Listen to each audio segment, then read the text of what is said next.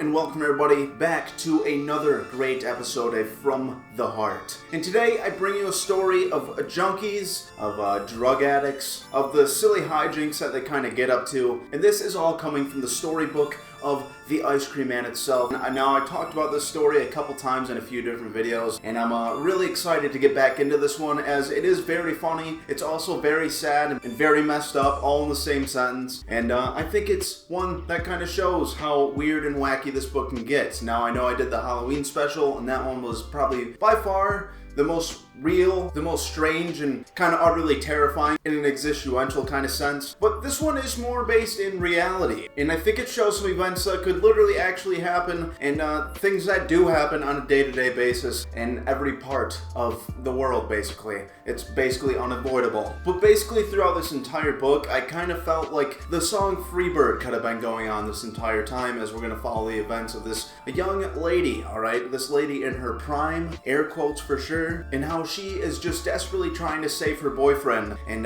when the Ice Cream Man finally comes in at the end, I think it's something that will make you say, wow, that guy is pretty fucked up, to say the least. And so this story is called Rainbow Sprinkles. We start off with a page with this lady sitting on top of the ice cream truck, and then we cut over to this pan of this house, alright? It's just a normal looking house. No one would have ever thought that the events going on inside were actually happening, but they are. And we are greeted to a lovely poem basically through this entire story by this lady. Now, when I start reading it, don't be surprised that it sounds very weird. It's almost written like somebody who's a little bit uneducated, like didn't know where punctuation goes or periods or how to end a sentence, and I found that very interesting, and I almost wonder if they did that on purpose just to make it look like it did come from a junkie. But let us begin our tale of love. Dear Jimbo, my sweet nice Jim, I know you've been sick, you've been dope sick, laid up all shivers and gagging, and God, my God, if it doesn't just break my heart in three seeing you like this. And we're just seeing this lady kind of hovering around her boyfriend as he's overdosing on the couch, it would appear, or just in a very bad state of withdrawal.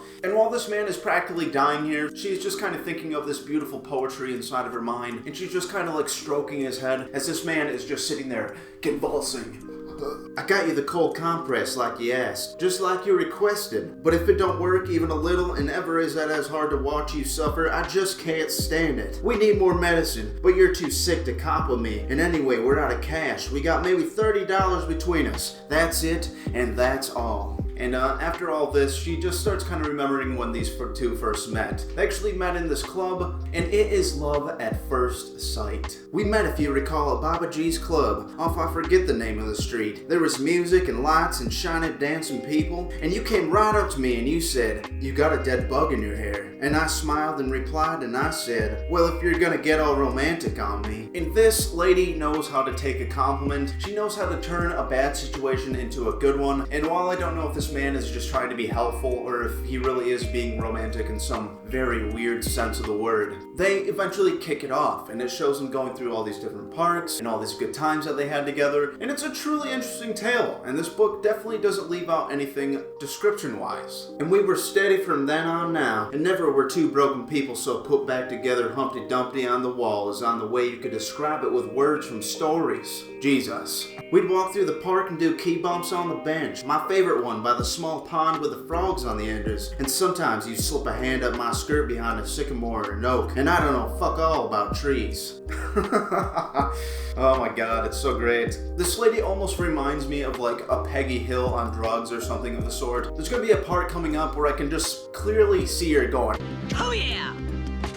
But as all this is going on, and as they kind of grow closer and closer and the days go by and by, and they start beginning to get sick of these key bumps, and they eventually try dope for the first time, and we're just going through a montage of these two like sitting on a couch just totally zonked out, and she's just kind of talking about how great it was, how she could taste the sun, and she could taste the good intentions and the people all around her, and how the entire planet was just full of joy and wonder. And as they're sitting on this couch in this backyard, it looks like a beautiful day outside. It cuts to this other panel where she is basically rolling her eyes back, and they're basically just so high out of their mind that they have no idea what's going on. And this is also going to be a running theme throughout this book as this lady slowly loses her mind, and you really get to see their life lives turn completely around in the worst kind of way. We robbed that poor old lady with the oxygen tank, and we got $200 for that tank. I felt so bad, but when you need a fix, you'll do anything. I swear, the worst things. It kept on, and we did a bad thing to get a good thing. And with this little montage, we see them steal this tank, and the ones they basically pawn it off. This lady feels incredibly guilty. But this is just going down another bad route of allowing this chick not to feel anything about these situations, as her boyfriend is basically just like, don't worry, baby. This is my guilt. I'll hold the weight of it all for myself. You don't worry a pretty little thing on your bug-riddled hair. And she doesn't. It shows him robbing a grocery store. Eventually it shows him buying more smack at this back alleyway. And even the drug dealer himself is like, hey, you guys have been here like 3 days in a row at this point. Is everything okay? I personally have never told anybody no, but you may very well be the first customers that I do so. And from here on out, we're just watching him get higher and higher and higher until the point where they just can't stop, and it leads us to our future situation with her boyfriend basically lying dead on this couch and her just kind of standing over him, just once again just thinking of all this poetry when she damn well very could be calling an ambulance or something of the sort. Then last week you got sick, and now here I am ready for I don't know what, but I swear I'm gonna go out there and I'm gonna do something to get us right. A bad thing for a good thing one more time, and then we'll get clean and move down to Arizona where it's sunny bright. You rest right there, Jimbo, my sweet lovely Jim, and I'll be back hell or high waters with a fix for both of us. I promise, I cross my heart. And she's just standing in this doorway. The light is beaming across her face while her boyfriend looks once again dead on this couch, and she's just like, I'm gonna get us that fix and we're gonna get high as hell. And whether or not this would actually make this man happy, the description on his face would not appear so. This man looks as if he's knocked on heaven's door maybe once or twice, and this may be the final knock. But now this girl is off on her way. She's ready to go score some more smack. She's about to steal some stuff. She's about to rob some people. She's about to do anything that she possibly can to get her hands on that sweet, sweet H. But we cut over to this other panel where we're seeing these two old people just kind of sitting there. One of them is in a chair, and this older lady's just kind of at the sink preparing some soup and doing some dishes and things like that. And this man just cannot get over to the fact that his body is absolutely ruined. He actually says this. He says his dad was right. My body is in complete revolt. He goes on about how he used to be a pianist and how the arthritis has basically taken this away. And he just keeps on going on as this old lady is just getting very frustrated. It's very clear that she does everything in the house for this man, that she has basically tossed her whole life out the door just to make sure that this man stays alive for just a few more years. But she is happy to do so until inevitably this man starts kind of talking about how his vertebrae was broken or something of the sort. He gets surgery, and what do you know, the pain just leaps on to the next one, and he just does not understand. And finally she's handing him the soup, just kind of trying to quiet him down, and this man, already in a bad attitude, just kind of takes the soup and realizes, you know, that this is far too cold. And as this man is just bitching and moaning about this cold soup, this is essentially the final straw for his wife. But this does not matter. We're cutting back to this junkie girl. She's just kind of walking down the street, and she's just kind of trying to open every single one of these car doors that she can find, and when none of them open, she actually comes across an ice cream truck, and this thing looks real purty. And of course this is where it would come in, where Rick the ice cream man would leave a desolate trap for anybody to just open up, get in, and cause havoc on the town. And from here, we're really just gonna get to see the delusions of this lady on full blast. Dear Jimbo, my sick and suffering Jim, I found a colorful truck. The inside smells like summer, and it drives real good. And there's nobody on the road, not a soul, not one person. And we're seeing her drive through people's yards. We're seeing her cut through intersections and pretty much just aligning her chakra with a killdozer himself, as she is completely unaware of the situation around her. And she just wants to know where to go next. What is she gonna do? Is she gonna rob an ATM? Is she gonna rob a bank? Is she gonna break into somebody's house? And as she's doing all this,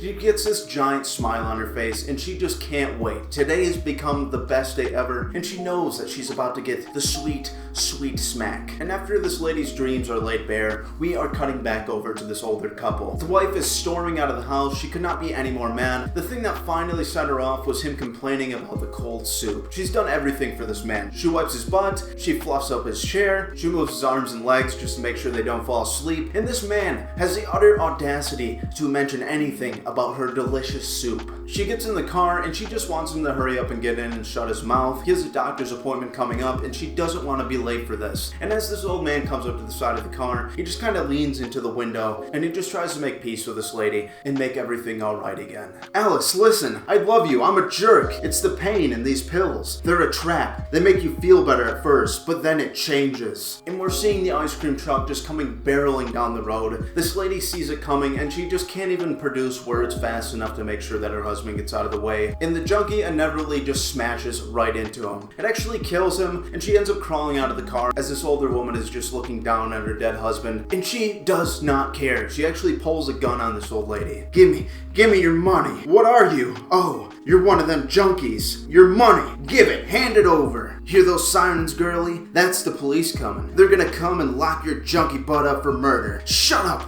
Shut your mouth. No good junkie. Murdering junkie. They're coming for you. And as she's holding the gun, she can't take all these insults and all these quote-unquote accusations, and she just loses herself. She actually pulls the trigger on this old woman, and she does end up killing her. She darts off from the crime scene, and she just runs back home. She didn't get a reward. She didn't get the prize that she went out to look for, and things are looking awfully hopeless. She walks into her house, and who do we see? None other than Rick the ice cream man sitting there, and he means business, alright? Somebody just stole his magical, or whatever this ice cream truck actually is. I don't know if it's some kind of like interdimensional motor vehicle, but he doesn't really seem to care. Old Jimmy's not looking so hot. Who? What are you? You borrowed my truck. Your truck? Don't worry about it. I've got plenty. You're probably wondering what I'm doing here, how I got in, etc. That's assuming, of course, this stuff hasn't completely erased your ability to think critically. I never understood the appeal. I'm here, Karen, to offer you a treat. A little something for that sweet tooth of yours. The best you've ever had. Purer than pure. Makes this other stuff seem like microwave dinner. But here's the rub. There's only enough for one person, I'm afraid. You, the recent hairy fugitive, or poor Jimbo here, writhing on the couch with withdrawal. A real humdinger, right? Better choose quick. Those sirens are getting awfully close. And you just see this girl clutching onto this small green balloon bag full of, the good stuff. And you turn the page, and you're just seeing Jimbo lying there on the couch, and it's made very clear that she did not pick him. And this is where things start to get a little interesting, where we're seeing some other characters cross in. We see 5V, the police officer from the first story that I did, walk into this room, and she is just astonished that it's just another couple junkies. She's noticing that this town is just getting worse and worse, and that is about as far as this goes. They notice that the girl is overdosed, but the man still has a heartbeat. Jimbo, my sweet, sweet boy. They just kind of administer Narcan into him, and this man wakes up, and he's just kind of wondering what happened to his girlfriend, and the paramedic just tells him there's nothing that we could do, and they don't really lead on to anything else as this man is in shock here in the moment. But after this very dark situation, we get this nice little montage of this man actually going to rehab and becoming clean for the first time in a long time. And throughout this, we're just getting more poetry from the girl, and it is incredibly beautiful, something that I'm sure every literature class will be reading from here on out. Up here in heaven is the highest you can get, and the birds sing songs that sound like how ice cream tastes. Maybe it's that ice cream tastes like how robins do their chirping. I'm not so good with words, as you know. Jimbo, we did wrong in life, but I know a secret. Up in the cloud place, all is forgiven. After you done bad thing after bad thing, everybody ends on a good thing. Everybody gets to go to Arizona where the cactuses are green and prickly and they got bugs on them, but the bugs are actually just little smiling angels. I hope you're feeling better and beating the hunger. You know, the one from deep inside, the hunger with teeth that makes you try to change the way your eyes work. I know it's hard, but hard is important, and hard is what makes you thankful for all the nice good things, like the love we had for a small time, or the sun on a day that's warm, or a breeze when the sun gets too much. Do you feel the breeze, Jimbo? The one right there at the back of your neck? That's just me whistling Arizona at you from above. Be good, my baby doll, my doll, and I hope I don't see you too soon. And that is the end of the story. After this whole little bit of poetry, we see Jimbo toss his sobriety chip, which is very sad, as I'm pretty sure that means that he's just going to give up. But after the recent events of your girlfriend murdering 2 senior citizens for like $50 worth of drugs just to get you to wake up a little bit, might be a lot to handle. But overall, I thought this story was very good. I like that it didn't use monsters or ghosts or any kind of supernatural event, even the threat of hell being a very, very real thing like we've seen in the last video. And if you haven't seen that, just go look for my Halloween special. It was a very interesting story to say the least. But I thought it was just so great that they actually used reality, something that happens in day-to-day life across the entire planet, and maybe something just a little too real for a lot of us, and I really appreciated that. So everybody, go check out The Ice Cream Man. This is still the first volume. There's like 7 of these things, and these artists and writers deserve our hard-earned money. If you enjoyed this video, if you enjoyed this story, if you're already collecting some comic books, just go pick one up and support these fine artists and get yourself your own flavor of pain.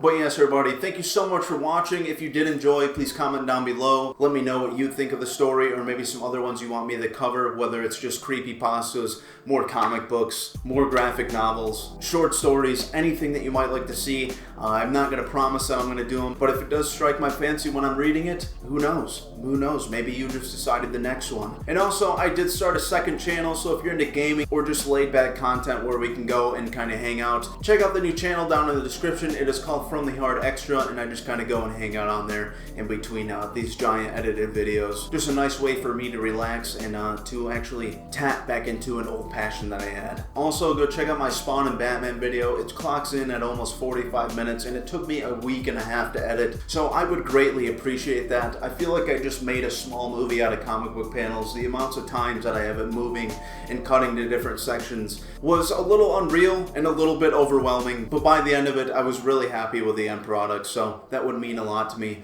But everybody, once again, thank you so much for watching, and I will see you guys on the next episode of From the Heart, where I pour words directly out of my brain and put them in a video on the internet. Thank you, and I will see you next time.